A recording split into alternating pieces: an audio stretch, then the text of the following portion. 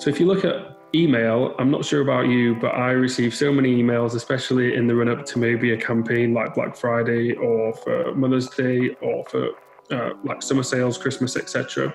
I will just like wait until my emails hit 100, 200, and then just select all and take out all of the personal ones that are maybe non-promotional related. So sometimes there might be a great offer in there and I just don't see it.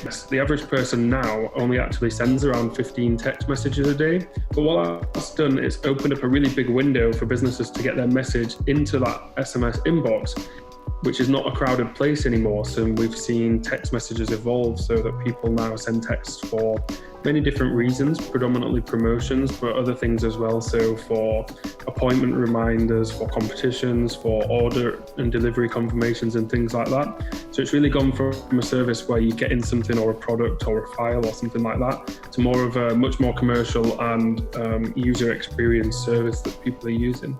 If somebody's interested in a car and you're a car dealership in the local area, for example, you could collect their data, ask them what type of makes and models they're interested in, or whether they're ready to purchase a car, or perhaps maybe in the next 6 to 12 months.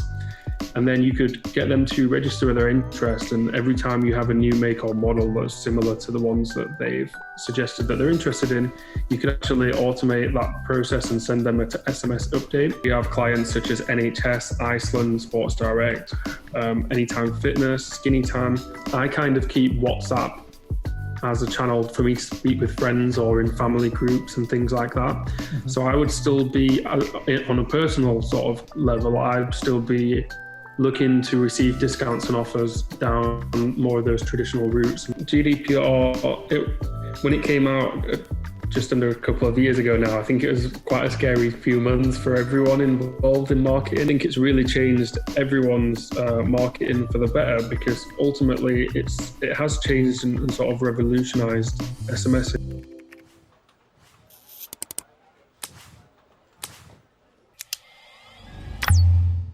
In this week's podcast, I'm joined by Liam Quinn, who's the head of marketing over at Reach Interactive, a SMS marketing company. He's also the host of the 20-minute marketing podcast as well.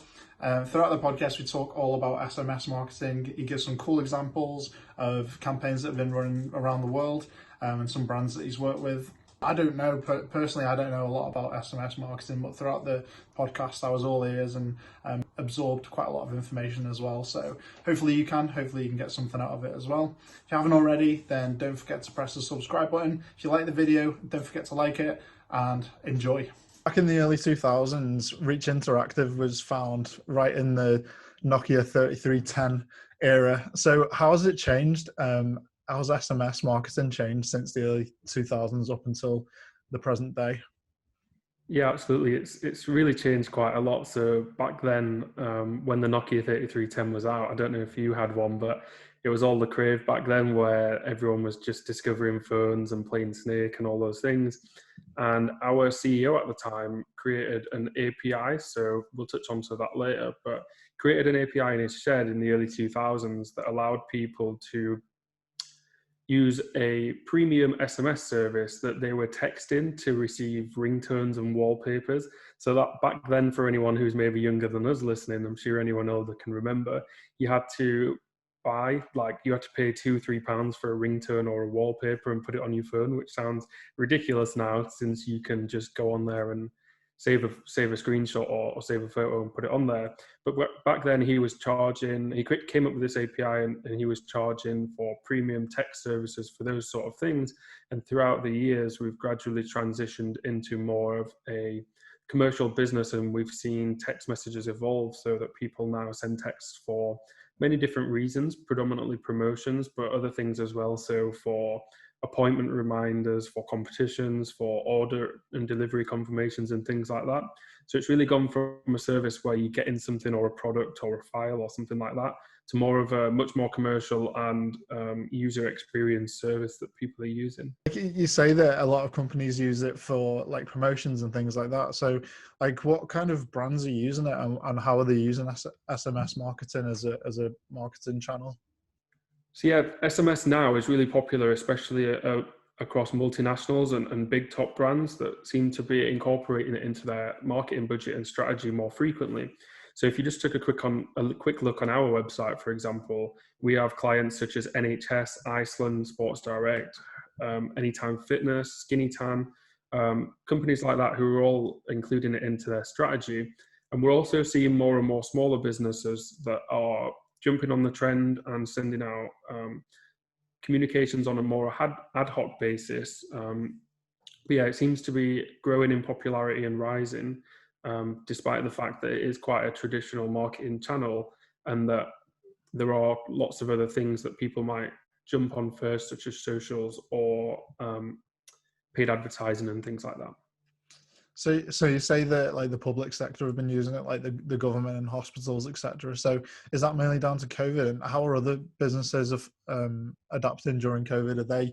Has there been some sort of increase because of COVID, or what impacts COVID had on the business and the industry? Yeah, absolutely. So we've actually seen this year, we've actually seen an increase in SMS sending. Mm-hmm. So some companies that have been affected in negative ways have used it to communicate updates, maybe internally with staff, but also externally for things like updating store hours or trying to get promotions out there to try and increase business and sales. Mm-hmm. But then we've also had sort of government branches or non-profit branches raise awareness and send out communications for things like government updates or health updates or things like that. So I don't know if you've had a test for COVID, but the results also come via SMS as well. It's not ourselves that run that software, but it's becoming much more of a reliable communication platform where people can send personalized and tailored messages to people that are a little bit more sensitive than email or perhaps a social media message or post could be. Mm-hmm. So what are some of the other kind of benefits and the reasons that companies come to use SMS messages? So like, what's like the main selling point to SMS over like different channels like SEO and pay-per-click? Yeah, absolutely. I think with SMS, the reason why it is really attractive is because there are so many different things that you can do with it. So you can send out predominantly promotional messages, which a lot of people do. And that ties in really well with socials and with PPC, SEO, website content. But you can also offer those, or you can also send order confirmations, delivery notifications, appointment reminders, things like that, as well as store updates or perhaps COVID changes like we mentioned. And some of those things just aren't viable to do in a public setting where you send out a message on social media for everyone to see. We're sort of in a landscape now where people really want personalized content and targeted content. So with SMS, you can really focus on people specifically and send them offers based on how you categorize them in lists and things like that. And I think the real selling point of it now is that the open rates in SMS marketing just cannot be competed with in any other channel. So for example, if you took SMS, you could get a 98% open rate, which is the industry standard. And if you searched on Google or a search engine, that would be sort of the result that you'd find if you searched in, why is SMS marketing beneficial, or how can SMS help me? And it's a great service. And then you can also align it with other channels like email and push notifications to give more of a blended approach and more of a well-rounded targeting strategy. But just to compare it with some of those services, so I think it's important to say that those services do play an important role, but I think SMS often gets overlooked. So I'm just going to talk about sort of the benefits it has compared with them. So if you look at email, I'm not sure about you, but I receive so many emails, especially in the run up to maybe a campaign like Black Friday or for Mother's Day or for like summer sales, Christmas, etc.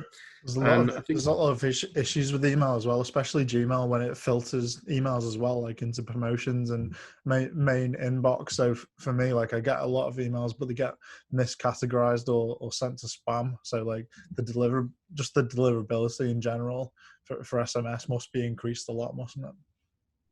Yeah, absolutely. So, and yeah, I agree. So sometimes I will just like wait until my emails hit 100, 200, and then just select all and take out all of the personal ones that are maybe non-promotional related. So sometimes it might be a great offer in there and I just don't see it because I don't have the time to look through each individual email.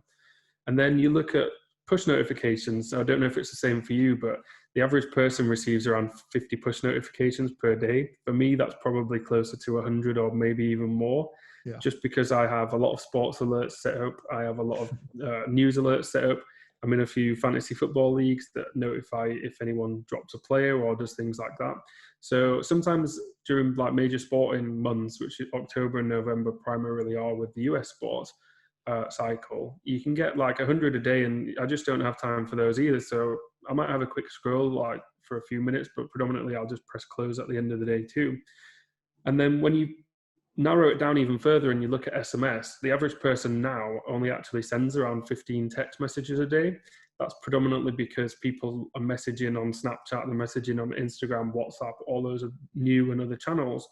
But what that's done is opened up a really big window for businesses to get their message into that SMS inbox, which is not a crowded place anymore. So if you're sending a message on SMS, you're only competing with maybe 15, 20 at maximum other people, or perhaps family members or friends, when you're trying to get your discount or message across. So it's really narrowed down that competition and allows people to get their message seen. So where about on the sales funnel does SMS marketing come? So like if business owners were looking to implement it, where would that come in the channel approach?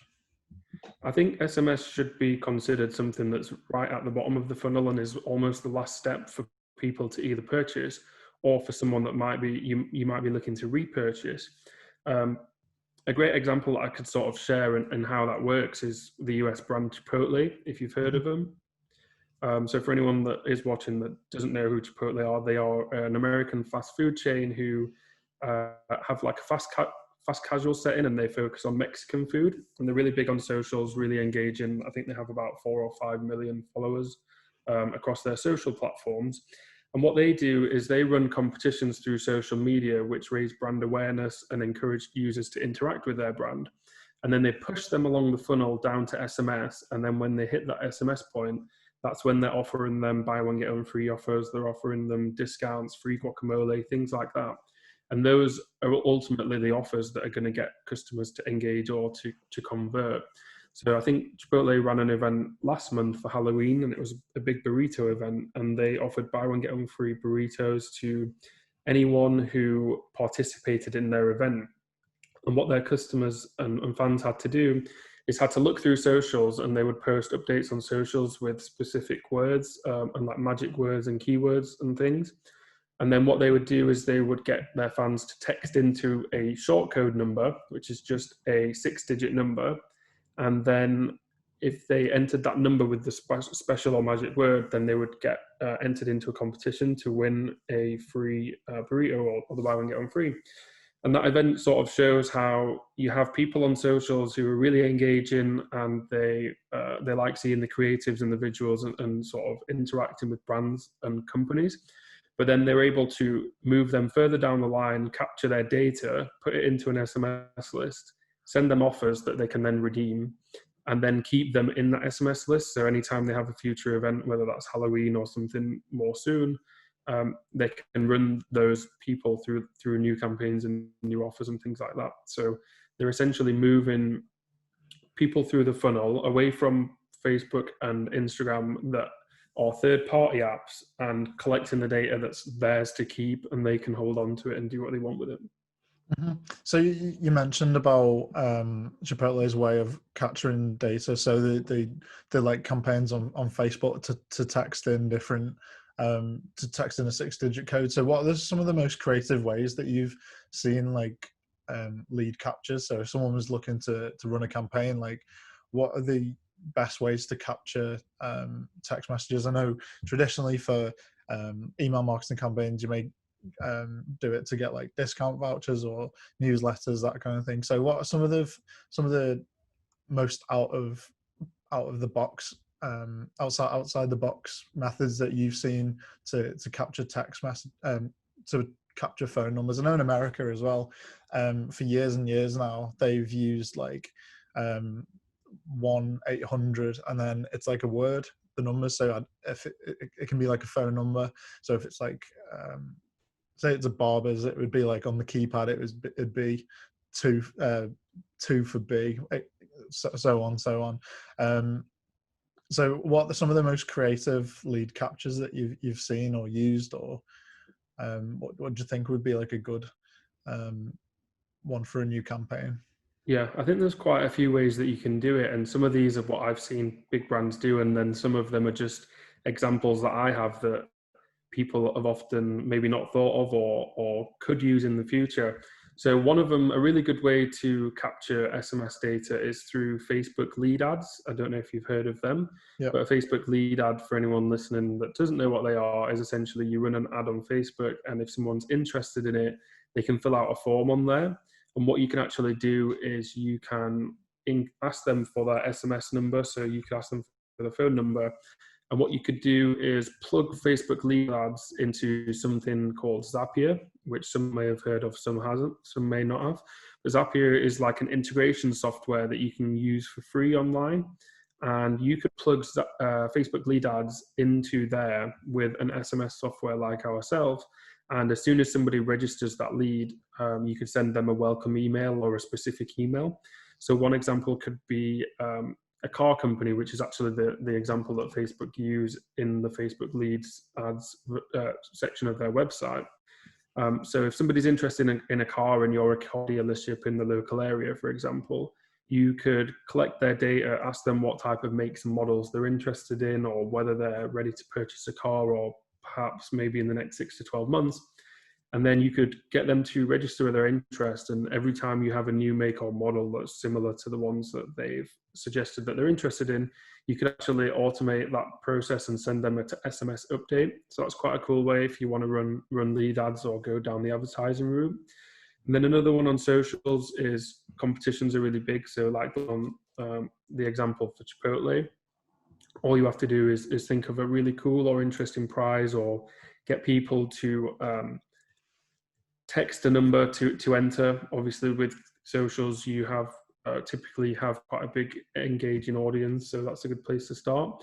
But you could also get involved in video now and run maybe some LinkedIn or Instagram stories, or perhaps some TikTok videos where you're including transmissions or pop-ups that have creative ways of having your short number popping up, that gets people engaged. And you can maybe showcase some products and then, I don't know, give a quick flash of a finger and have that quick short code jump up and then text in. So that's a really cool and engaging way that it could work, especially if you are featuring influencers or if you're working with affiliates. And then, yeah, third one is maybe thinking outside the box. So for example, podcast advertising could be a really good one. You could include like a 10 to 15 second snippet on a really big podcast or an industry podcast in your industry or niche. And all it would take is maybe 10 to 20 seconds of an advert saying, hey, we are company X. Find out more by texting this number. And then if somebody texts you, you can sort of give them an introduction message. That's cool. So the first one that you mentioned, which I found quite interesting, the Facebook lead ads, that you said that was using Zapier. So what are some other cool or innovative integrations that you can do with Zapier? I imagine that you can perhaps like link it with Google Sheets or something like that and have like in a table format. But what are some other cool integrations that you can use with Zapier? Yeah, so Google Sheets is a really good one. You can sort of use any platform on the Google Suite. So it's really good for external communications, but it's also really good for internal. So if you want to make sure that you aren't missing any signups, or if you aren't missing any potential really big prospects, you can actually send SMS alerts to yourself, which is quite good. So if somebody registers for an account with you and you are maybe a B2B business that has low volume but high value, and you want to make sure that you're on there all the time, but maybe you have quite a few things going on or tasks going on, then you can set that up so you could get alerted every time someone sends up. But then from an outreach sort of view, yeah, you can plug in any sort of social platform. So you can set up Facebook Pixel or Instagram or LinkedIn, so you can tie it to your socials. And then you can also tie it to a sheet or Excel format so that you can trigger alerts if you add any contacts and things like that. Okay, cool. So as part of a campaign, what are some of the best practices that people should follow? Just general rules of thumb that, you should follow and that you can't afford not to follow?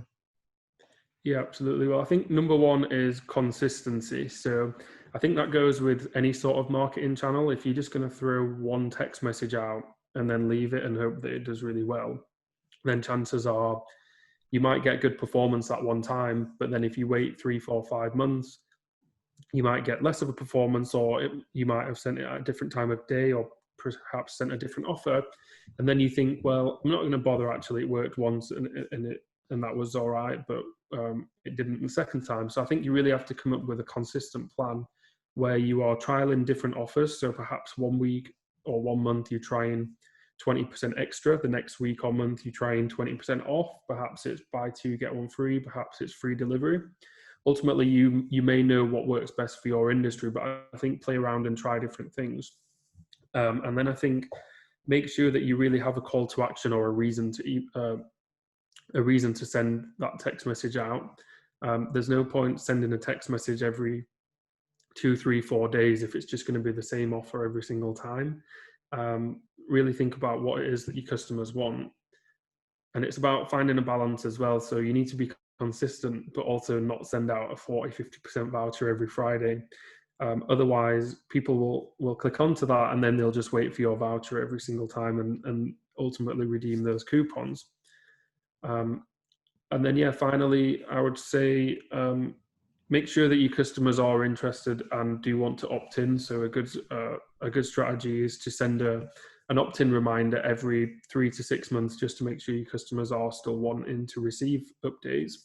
And what that really does is it makes sure that you're speaking to the right people, but also B, it makes sure that your list is very clean. It makes sure that you send in messages to people who only have a genuine interest. So you can potentially use some of that, what would be wasted budget, by sending messages to people who aren't engaged somewhere else that could be equally as effective.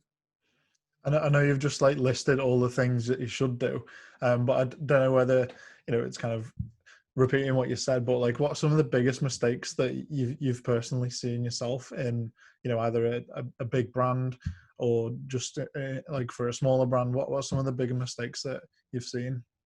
I think one of the biggest ones as well is not sending out a test. So make sure that you are sending out a test before you do it. I think that goes for email and other channels as well. Like, make sure you proofread and make sure that you send yourself a test.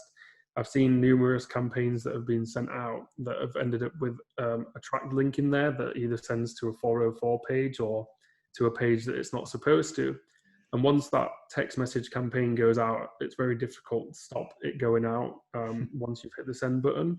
So if you're sending out a really big campaign, perhaps it's a sales campaign, and then people click the link and it goes out to, 5, 10, 50,000 people, and they click on the link and it takes them to the wrong place, then chances are when you send the second one, people probably aren't going to be as open to following it.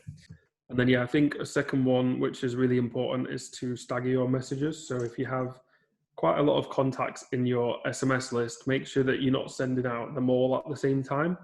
So for a big company, this really helps so that your site isn't getting overloaded. You don't want your landing page to crash. And then for smaller companies, even if you only have 10, 20, 30 people that might take up your offer or be interested, you still have to have enough people ready to man the phones or man the emails if people are coming in with queries or want to perhaps make a purchase, over the telephone or via one of those methods. So I think, definitely stagger it out and only try and send in bulks that you can handle, whether that be at the same time over the course of a week, or perhaps throughout the day. And then what that also does is some of it is by chance, but it also can show you the best times to send or the best days to send, which you could then look at working on in the future as well. Yeah, I mean, like I'm learning a lot here, and like I always try and think of the pros and cons of everything. So, I was saying before about the email, it being filtered, etc., and why SMS is like such a good idea. But one of the threats that I can think of to SMS marketing is like WhatsApp business. So have you seen that as a threat? Are you looking at that as a threat, or do you still think that it's different? Because I know that Facebook obviously owns WhatsApp, and they're starting to push ads and business accounts. So what differentiates SMS marketing between WhatsApp business, and how are you overcoming that at the moment? It's quite interesting. So the SMS industry as a whole is slowly developing, and SMS is like the major factor and the major channel in the overall mobile messaging sector. But there's also WhatsApp for business, there's also Facebook Messenger, and there's also something called RCS, which is essentially Google's version of the iMessage that they're rolling out. And for RCS, it's Is that not for publicly. Android? Is that just for Android, or will It's it just be? for Android, Yeah. yeah. So if I sort of break down each one in detail, so RCS allows you to send out as a business like a message that's a bit more interactive than text messaging. So it has like links, like different link options. It has the availability to add images and swipes and things like that. Looks like it could potentially be really great in the future. So that's something that people in the SMS industry are actually including in their overall product features. So it wouldn't necessarily be something that it would compete with SMS, but it'd be something that we would look to include. The advantage of it is having those more of a flexible and creative approach, but also it is only for Android phones or Samsung phones and things like that. So you are missing out on a huge chunk of audience with iPhone. And then you also have like WhatsApp, what you said. So again, it's a bit more creative and it's a bit more flexible in terms of what they can add into their links and things like that. But ultimately, the way I see it is I kind of keep WhatsApp as a channel for me to speak with friends or in family groups and things like that. Mm-hmm. So I would still be, on a personal sort of level, I'd still be looking to receive discounts and offers down more of those traditional routes and keep WhatsApp and those new messaging platforms separate. Mm-hmm. Yeah, I mean that's like a really, really clear answer, and like I'm just trying to think of like another area where SMS could have like a potential issue, and like I know you've been waiting for this one all podcast, but what are the implications of GDPR in the SMS industry? I know it's a real tough a tough area across all marketing, but how has that affected SMS, and how do you get around that, and what have you faced in the past in regards to GDPR? Yeah, I think GDPR, when it came out just under a couple of years ago now, I think it was quite a scary few months for everyone involved in marketing, whether that was SMS, Facebook, email, or even small businesses that were just sending out updates and things like that to the customers that weren't really sure how to do it, how to opt people in and things like that.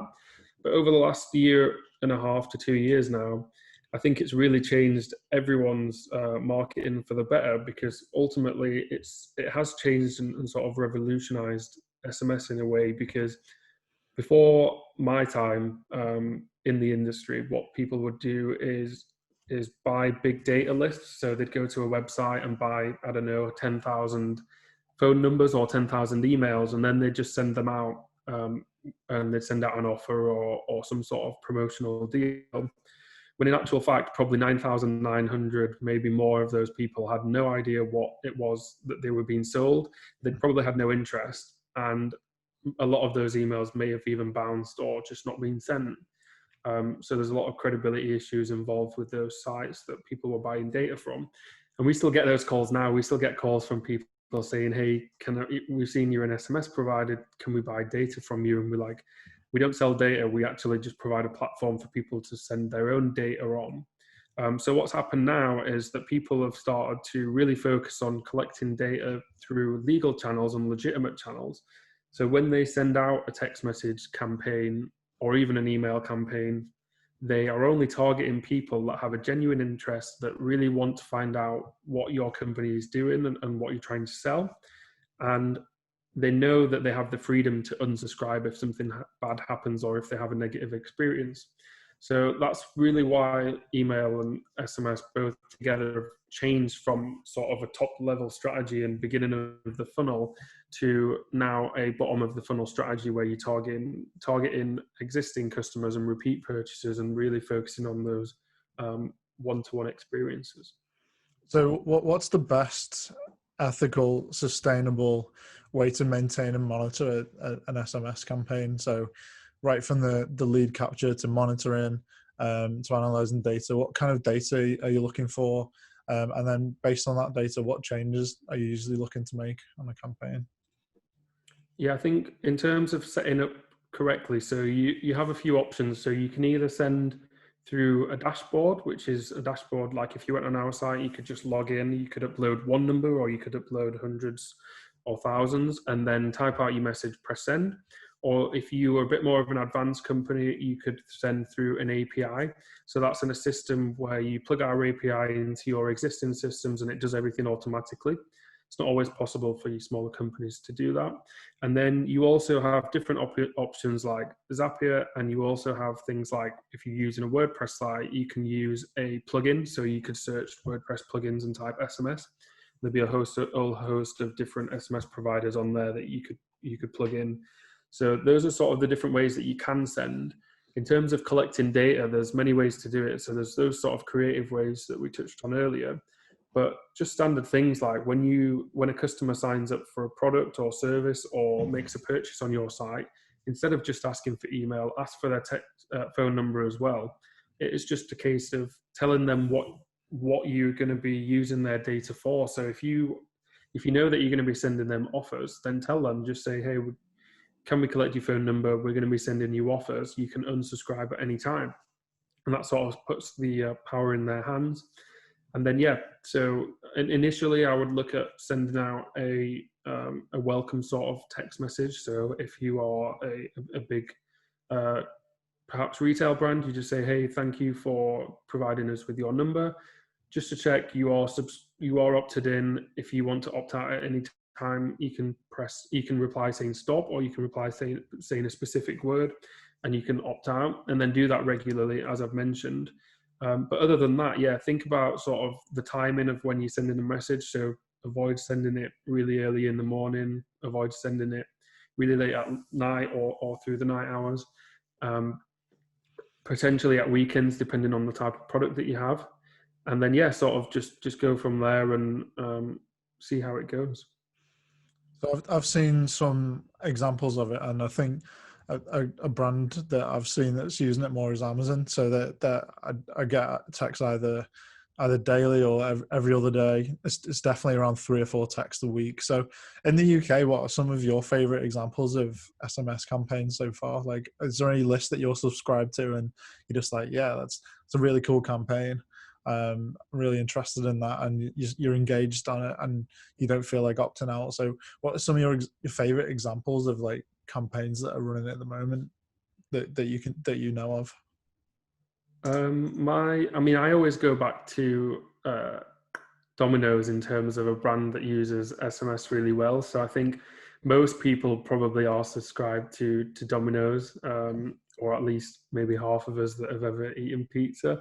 And they're just really consistent. So that you know that you're going to get their 2 for Tuesday offers. You know that you're going to get perhaps a Friday or a weekend offer, or if there's a big sport event or something like that, they'll send something out.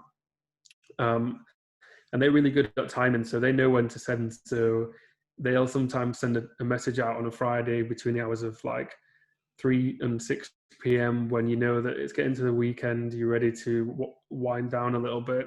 And then you all of a sudden you get a text from Domino's and you think, well, I can't be bothered to cook tonight, so I might just get a Domino's. And funny enough, they've just sent me a voucher for, I don't know, 2 pizzas for £20 or 20, 30% off or something. And then by the time you know it, you've already made a purchase on their site. So that's your favorite. So what can you see? I know you said there's a lot of changes, or the industry's evolving. So like, what do you think is coming up in the next 5 or 10 years or so? So you mentioned the Google's version of iMessage coming up, and what kind of things or features do you see coming out in the future? Like, is there any more like interactivity through campaigns, or what do you see coming up in the next 5 to 10 years? And at Reach Interactive, is there any more features coming out that we can look out for in the end of 2020 or coming into 2021 that we need to look out for? Yeah, I think so. I'll answer that in a few different sort of sections. So I think first of all, I think we'll start to see a lot more smaller and medium-sized businesses get involved with SMS. So predominantly, they are initially drawn to email initially, just because you do have sites like Mailchimp that offer free campaigns and things like that. But I think as people learn more about SMS and how to incorporate different marketing channels together, they'll start to become more involved. So I think I saw a statistic a few weeks ago now, I think it was 2 or 3 weeks ago, that showed that around 80% of like big corporate brands are using SMS as part of their overall strategy, but only 40% of smaller to medium sized brands are. Yet when you flip that with email, around 90% of smaller brands are using email. So I think, yeah, there's a big gap between like the multinationals and the startups and small businesses that are using it. And I think that gap slowly will close. And then I think in terms of the industry itself, I think we will start to see people trial new messenger platforms like WhatsApp, like Messenger, like Instagram DMs perhaps, and things like that. But I think it's important to remember that I know that those platforms are huge now in terms of commercializations and revenue and their impact on sort of our daily lives and what we do online. But social media platforms do come and go. There is always a new one around the corner. So it's important to not invest too heavily in collecting data on those types of sites, because you never know if Instagram doesn't like something that you post in, or some sort of if they consider you like doing bot behavior, for example, they can quickly take away all that data within a second just by closing down your account. Whereas with SMS, once you collected that data, it's yours to keep until somebody says, I want to unsubscribe or opt out. So I do think we'll start to see more people collectively use SMS as part of their overall strategy, but also incorporate it with socials. So a bit like Chipotle's done with those competitions. And then, yeah, in the future, sort of experiment through different channels and tie SMS nicely into all of those. And in terms of reach, we are, yeah, just looking to make sure that SMS is more accessible for people. So we're making sure that we're on WordPress plugins, we're making sure that we are on third-party plugins or on third-party software sites that people are really, that allows people to really quickly plug SMS into some sort of automated process or into their strategy, and sort of take the pressure off them to have to sit there and do manual campaigns. The great thing with SMS that we haven't even touched on is, it's only 160 characters that you have to type out. So once you've got a template, or perhaps you want to run a quick campaign on a Friday, you can do that relatively easy. You don't need a creative designer. You don't need to set up sort of big software or set up new accounts and things like that. It's really easy to just log into a platform, type out a message, select your contact list, and hit send. So yeah, I think we'll see people jump on and start to send more often. Just a quick note on that. So what can you do to make your text message like stand out to get people to click on it? So I know you mentioned it's 160 characters, but like in the message previews, it's probably only like half that. So what are some things that you can do to like immediately catch the attention? So when people open messages, maybe, well, they do get open, but for people to properly process them and read them all, is there any copywriting tips that you can use, or the use of emojis? Like what are there? Is there any takeaways that you can bring from that? Yeah, I think first of all is definitely make use of the originator. So if you logged into a dashboard like an SMS provider like ourselves, you have the option of changing the originator. So you can put something that's up to 11 characters, which is essentially the same as the 11 numbers on your that you receive a text from. So for us, we could change it to reach. So if someone gets a text, it says the word reach. Any company or brand or someone who's using it on a commercial setting should at least change that first of all, just so it doesn't come from a standard number and it looks a bit more professional. And then secondly, I would always try and start with some sort of call to action. So if people can see the call to action in the preview or on the first line, then they're more inclined to engage, a little bit like an email preview. So make sure that clearly stands out, and yeah, try and get to the point as quickly and as concisely as you can. But also you can include things like tracked short links. So if you don't have enough characters to say what you want, or perhaps you're selling, I don't know, a new item clothing in your clothing range, then you can send people to your website through a tracked link. And what that does is when you go through to your reports, you can see who's clicked on the link. So you can potentially, although it's quite a manual process, you can perhaps retarget the people that clicked on the link but didn't buy. Or you could send out a different offer to people who completely ignored the link and didn't click on it. Perhaps they weren't interested. And then for people who did buy, you can potentially look at offering a similar offer that's quite similar but a little bit different to entice them to maybe repurchase or buy a substitute product, for example. That's cool.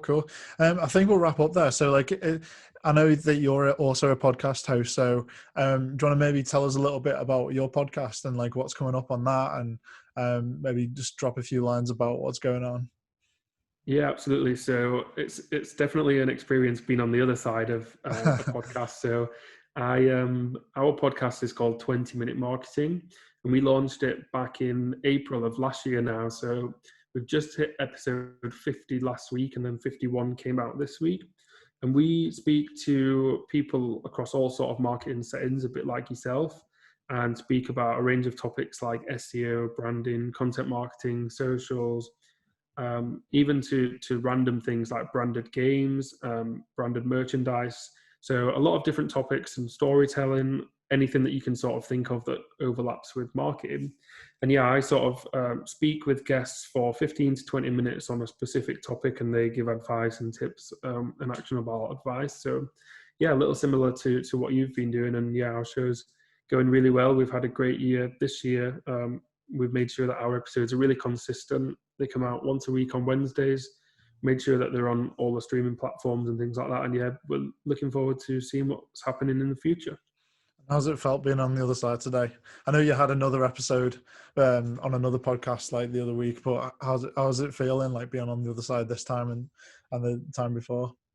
It's definitely a different experience. I think having a host like yourself definitely makes it more comforting, knowing that it's very relaxed and we can have a bit of fun and it's not too serious.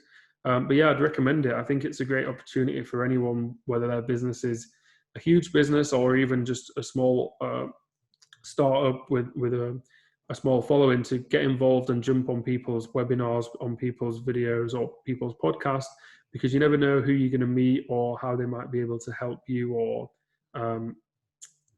sort of when you'll run into them in the future.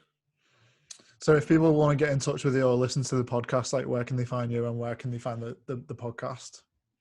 Yeah, so if anyone would like to get in touch with me, I'm on LinkedIn. Just search Liam Quinn, and my LinkedIn title should be Head of Marketing at Reach Interactive.